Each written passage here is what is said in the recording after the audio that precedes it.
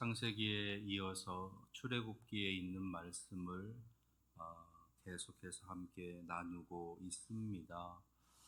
지난 시간에는 출애굽의 조건에 대해서 말씀을 두 가지를 드렸는데, 먼저는 출애굽을 위해서는 애굽으로 들어가는, 그러니까 입애굽이 있어야 한다 말씀을 드렸습니다. 하나님께서는 이스라엘 백성을 애굽으로 먼저 들여 보내시기 위해서 아브라함을 통해서 약속의 말씀을 주셨고, 그리고 요셉이라는 아들을 애굽으로 먼저 보내주시면서 야곱과 그의 가족을 애굽으로 부르시는 모습으로 이제 애굽에 들어가게 되는 일을 하나님께서 역사해 주셨습니다. 그리고 그 요셉의 선한 영향력, 지혜를 통하여 애굽뿐만 아니라 이스라엘 백성들, 그리고 주변의 많은 나라들에게도 하나님의 생명을 구원받게 되는 놀라운 일들을 이끌어 주시면서 이제 애굽이라고 하는 곳에서 그들이 살아갈 수 있는 길을 열어 주신 거예요. 그렇게 애굽으로 이끄신 하나님께서는 이제 출애굽의 두 번째 조건을 이루어 가시기 위해서 그들에게 번성의 은혜를 주셨다 말씀드렸습니다. 한 가족에서의 모습으로가 아니라 이제는 민족으로 번성하게 하시는, 그러니까 오늘 말씀이 시작되어지는 8절에 있는 말씀 그 전까지 약 350년이라고 하는 긴 역사 동안 하나님께서는 이스라엘 백성을 70명에서 200만 명이 되게 하시는 그러한 번성함의 은혜를 주셨다 말씀을 드렸습니다. 결코 그들이 잘하고 있어서도 아니고, 그들이 너무 부족함으로 있어서도 아니고, 하나님께서 아브라함과 약속해 주셨던 그 약속을 신실하게 이루어 가시는 하나님의 그 사랑에 하나님께서는 그들을 그렇게 번성케 해 주셨다 말씀을 드렸습니다. 오늘은 출애굽의 조건 세 번째에 관한 말씀을 나누려고 해요. 출애굽을 위해서 갖추어야 되는 세 번째 조건은 바로 고난이다라는 겁니다. 애굽으로 들어가서 번성케 된 그들에게 이제 고난의 일이 찾아와야 그들이 애굽에서 나오게 되는 출애굽의 역사가 이루어진다라는 것이에요. 그래서 오늘 함께 읽은 말씀 속에 그 이스라엘 백성들에게 임한 큰 고난의 모습이 기록되어져 있는 겁니다. 근데 단순히 그냥 고통이다, 고난이다 라고 말하기에는 너무나 끔찍한, 너무나 참혹한 일이 그들에게 벌어지고 있다는 거예요. 그들이 자유를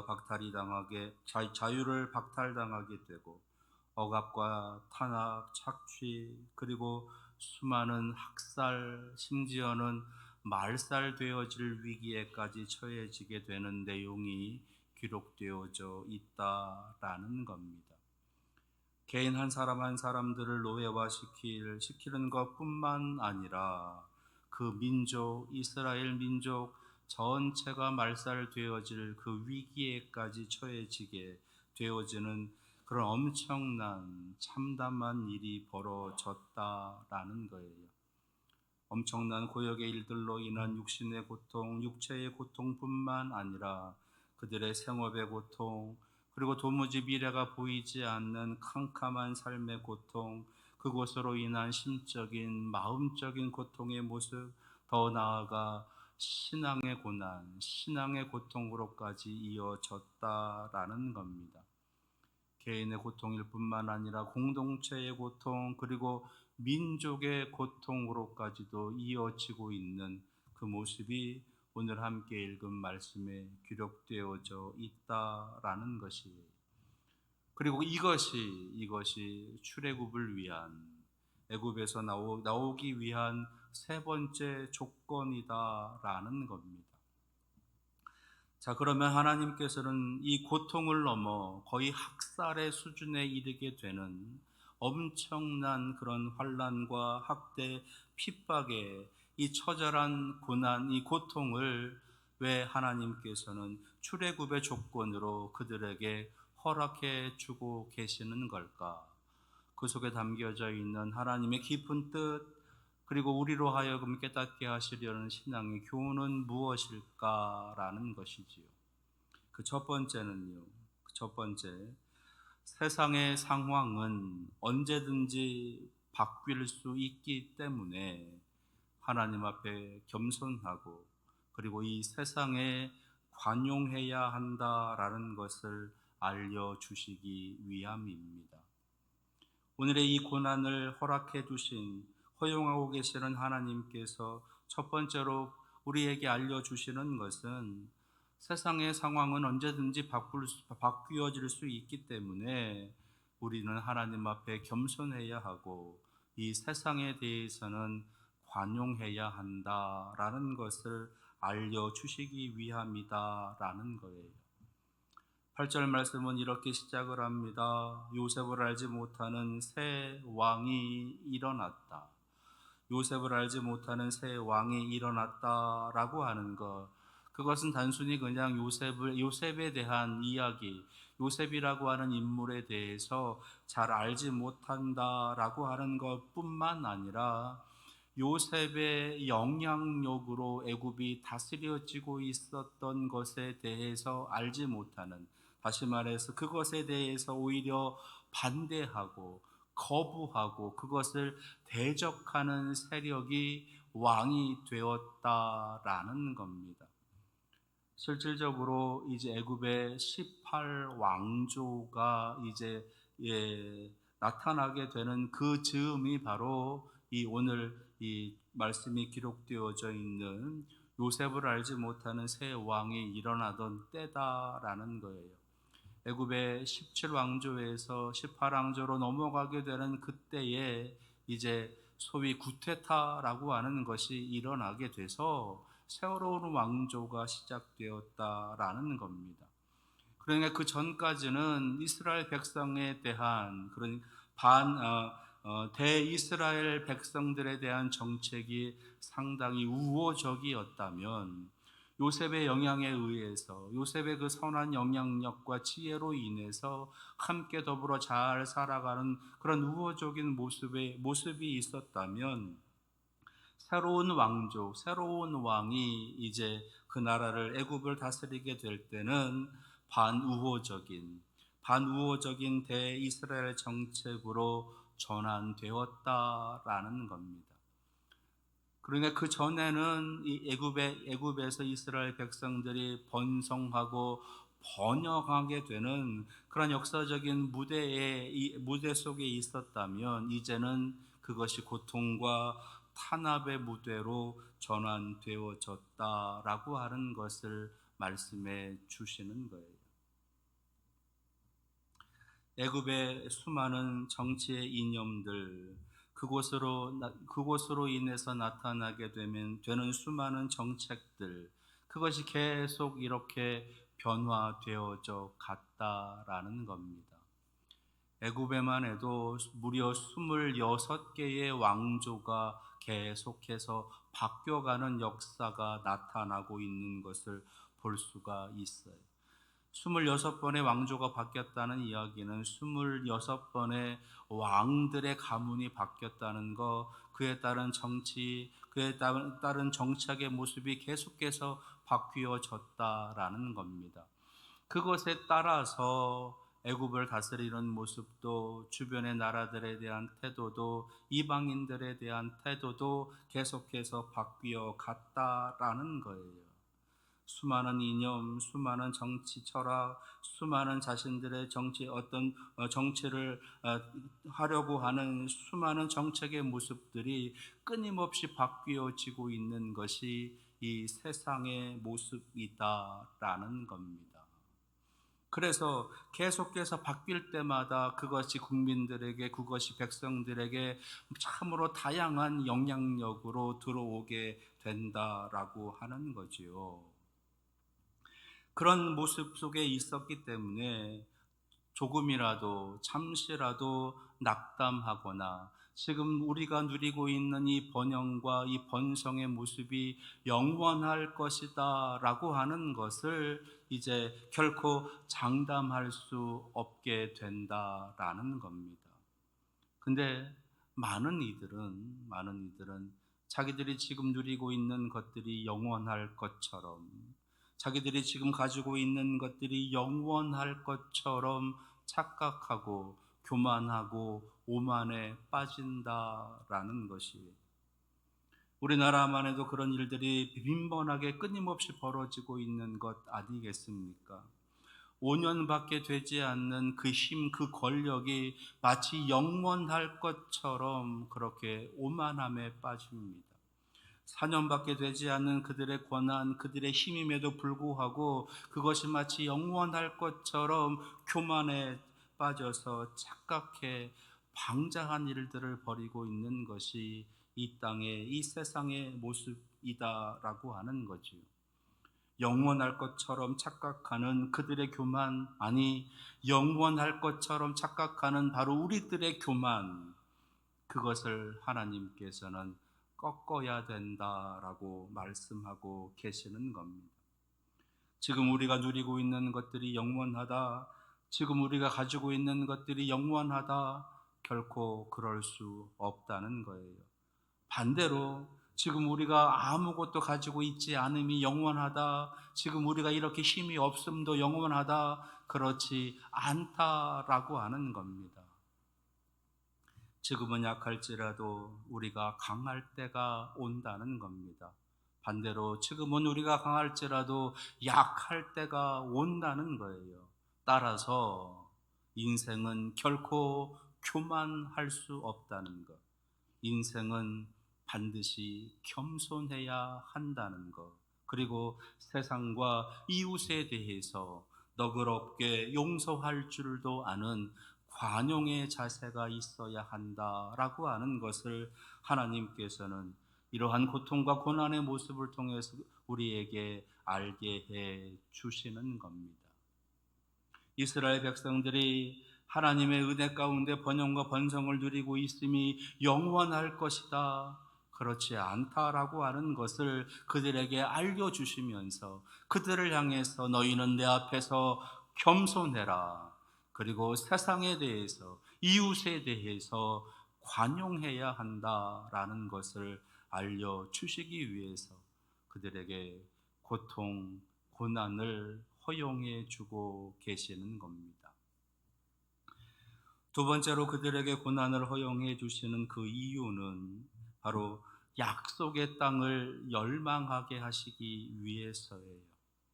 약속의 땅을 열망하게 하시기 위해서. 지금 이스라엘 백성들은 400년에 가까운 그 기간 동안 애굽의 그 문화에 깊이 젖어 있는 겁니다. 요셉으로 인해서 엄청난 번영과 번성을 그들이 누리고 있으면서 애굽이라고 하는 선진 문화, 선진의 문명들, 그들의 수많은 것들을 그대로 그들의 수많은 것들에 점점 젖어 들어가고 있었다라는 것이에요. 그들이 그렇게 젖어 있었다라고 하는 것의 증거가 어디에서 나타나느냐? 그들이 이제 애굽에서 나온 후에 이제 광야의 삶을 그들이 살아갈 때마다 그들의 입에서 불평하고 원망하면서 터져 나왔던 그 소리가 무엇인가 하면, 우리가 애굽에 있었을 때가 더 좋았다, 우리가 애굽에 있었을 때가 더 행복했다, 애굽에 있었을 때 더 훨씬 더 배불렀다 라고 하는, 애굽과의 지금의 삶을 끊임없이 비교하면서 하나님을 원망하고 모세를 원망하는 모습이 나오고 있습니다. 그만큼 애굽이 좋았다는 거예요. 애굽이 행복했다는 거예요. 그만큼 애굽에 젖어 있었다라는 겁니다. 그 긴 시간 동안을 번영과 번성을 통해서 그렇게 그들이 애굽에 젖어 있었기에 그들에게는 아브라함 때부터 주셨던 약속의 땅, 야곱 때까지도 주셨던 그 약속의 땅, 그 약속의 땅, 하나님 나라, 하나님의 그 약속의 땅에 돌아가야 된다라고 하는 것이 점점 더 그저 마치 신화처럼, 이야기처럼 내려올 수밖에 없었다라고 하는 겁니다. 아브라함부터 시작되었던 그 약속의 땅, 우리가 다시 돌아가야 될 그 약속의 땅, 그 가나안의 땅, 그 땅은 그냥 막연한 신화처럼 우리들에게 들려오는 한낱 이야기에 불과하지 않는 그런 모습이 되었다라는 것이에요. 굳이 그곳에 가지 않아도 여기서 이렇게 잘 살면 되는 거 아닌가라고 싶을 바로 그러한 땅이 약속의 땅이 되었다라는 겁니다. 전 세계에는 수많은 신화들이 존재하면서 그 나라가 어떻게 시작되었는지를 알려줍니다. 그것을 건국 신화다라고 하지요. 우리나라에도 단군 신화가 건국 신화처럼 내려오고 있는 것을 압니다. 그 단군이 다스리고 있는 그 나라에 대한 사모함, 그 나라에 대한 어떤 갈망함, 그런 것들이 우리들에게 내려오고 있는데, 사실 우리들 머릿속으로는 그 단군이 다스리고 있었던 그 나라에 대한 어떤 사모함은 크게 없다는 거예요. 왜 그러냐? 왜 그러냐? 굳이 그 나라가 아니어도, 그때의 모습이 아니어도 지금 어느 정도 누리고 있고, 어느 정도 잘 살고 있고, 어느 정도 행복하니까 굳이 그때로 가지 않아도, 그렇게 되지 않아도 좋겠다라고 하는 마음이 우리에게 있다라는 겁니다. 그러니 하나님 나라, 천국에 대한 우리의 열망, 우리의 갈망, 그것이 우리에게 얼마나 있느냐라는 거예요. 여러분들은 천국에 대한 그 간절한 열망이, 간절한 갈급함이 있으십니까? 천국이라고 하는 것이 있으면 좋고, 없으면 뭐 할 수 없고, 그 정도로밖에 혹시 그렇게 인식되고 있는 것이 저 하나님 나라 천국은 아니냐라는 것이,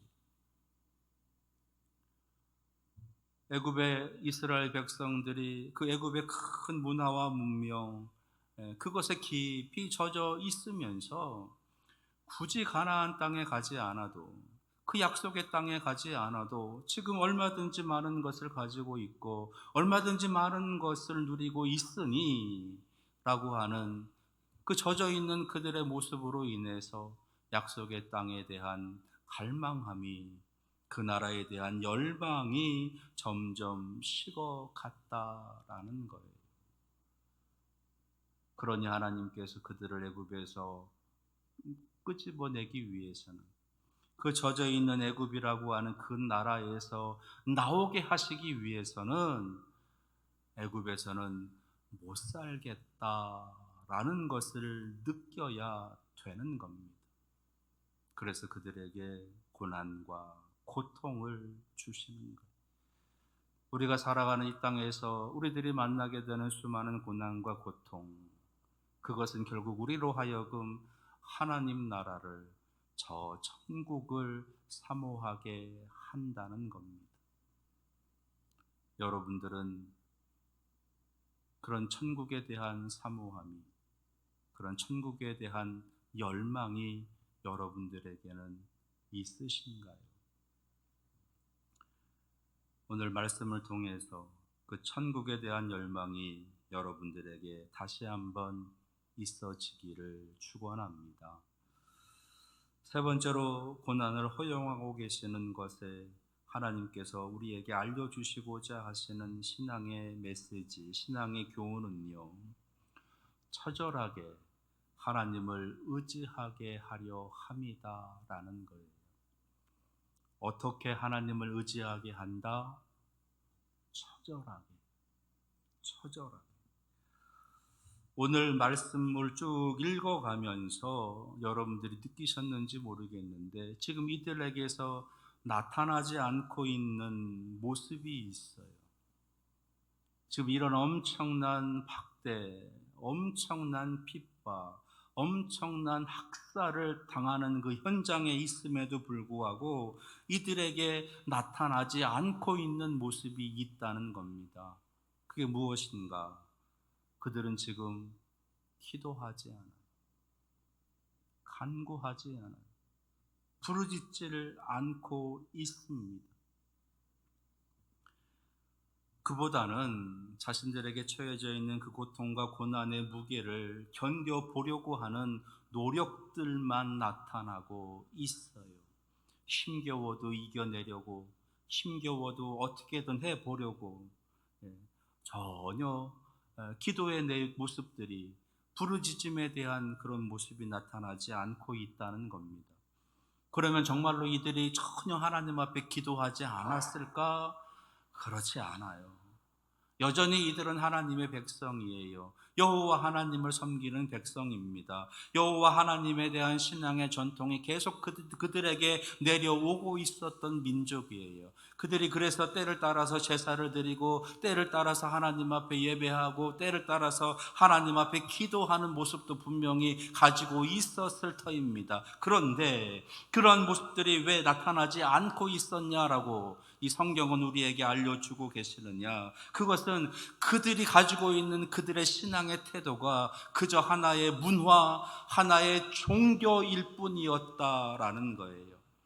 그저 형식만 있었을 뿐이다라는 겁니다.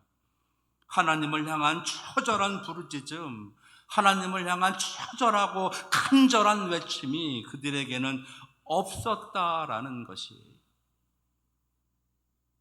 냉랭한 형식뿐인, 자신들이 할 수 있는 데까지 한번 해보다가 안 되면 할 수 없지, 자기들의 방법으로 열심히 한번 달려보다가 안 되면 하나님의 뜻이려니, 자기들의 생각대로 자기들의 계획대로 자기들의 힘껏 한번 달려보다가 안 되면 그만이지, 주시면 좋고 아니면 말고, 주시면 기쁘고 아니면 그것도 괜찮고, 이것이 지금 그들이 가지고 있었던 형식적인 신앙의 모습. 그래서 그들의 힘이 아니면, 그들의 능력이 아니면 하나님의 뜻이 아닌가 보다라고 하면서 그냥 그 자리에 그렇게 주저앉아 버리고 있는 모습이었다라는 거예요. 분명히 우리가 알아야 될 것은요, 우리의 힘으로는 결코 우리들 스스로를 구원할 수 없다는 겁니다. 우리는 구원자가 필요한 존재들이에요. 우리를 구원해 주실 하나님이 계셔야, 우리를 구원해 주실 저 전능하신 하나님의 능력이 있어야만 되는 존재들이다라는 겁니다.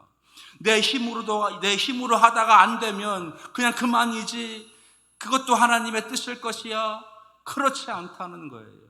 그것을 뛰어넘을 수 있는 하나님을 의지하고 하나님을 바라보면서 그 상황을 이겨갈 수 있도록, 그래서 구원을 경험할 수 있도록 해가는 것이 우리가 믿고 있는 하나님, 그 하나님을 향한 신앙의 모습이다라는 겁니다. 그래서 우리에게는 구원자가 필요한 거예요. 그래서 우리에게는 메시아가 필요한 겁니다. 그래서 우리에게는 여호와 하나님이 필요한 거예요. 그렇다면 지금 이들이 해야 할 일은 단순히 자기들이 할 일만 하면서 하나님의 그때를 기다릴 것이 아니라 하나님께 간절하게 기도하는, 부르짖어 기도하는 모습이 있었어야 한다는 거예요. 정말로 처절하게 하나님 앞에 무릎 꿇어 기도하는 모습. 하나님, 지금의 우리의 이 고통을, 이 학대를, 이 핍박에서 우리를 구원하여 주시옵소서. 우리의 갓난 아이들이 죽어갑니다. 우리의 남자 아이들이 죽어갑니다. 하나님, 우리를 구원하여 주시옵소서. 기도하는 모습이 이들에게 있었어야 한다는 거예요. 하나님께서는 분명히 우리에게 말씀해 주십니다. 우리를 구원해 주실 분은 오직 예수 그리스도밖에 없습니다. 우리의 힘으로 우리를 구원할 수 없는 것. 우리를 구원해 주실 그 예수 그리스도, 그 예수 그리스도를 우리에게 보내주신 하나님께 처절함으로 기도할 줄 아는 우리의 모습이 있어야 한다는 것이에요. 그래야 하나님의 구원이, 하나님의 그 구원의 역사가 시작이 되어지는 거예요.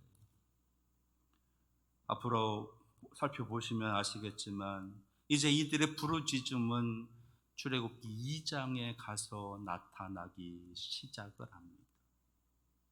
그들의 부르짖음, 그때가 언제인가? 모세의 출생, 그것과 연결되어져서 그들의 부르짖음이 시작이 되어진다는 거예요. 그들이 부르짖어 기도하기 시작할 때 하나님께서는 그들에게 응답하신다라는 것을 보여주시는 거예요. 여러분들은 어떠신가요? 여러분들의 구원을 위해서, 누군가의 구원을 위해서 이러한 처절한 부르짖음이, 처절한 간구함이 여러분들에게는 있으십니까? 주시면 좋고 안 주시면 말고,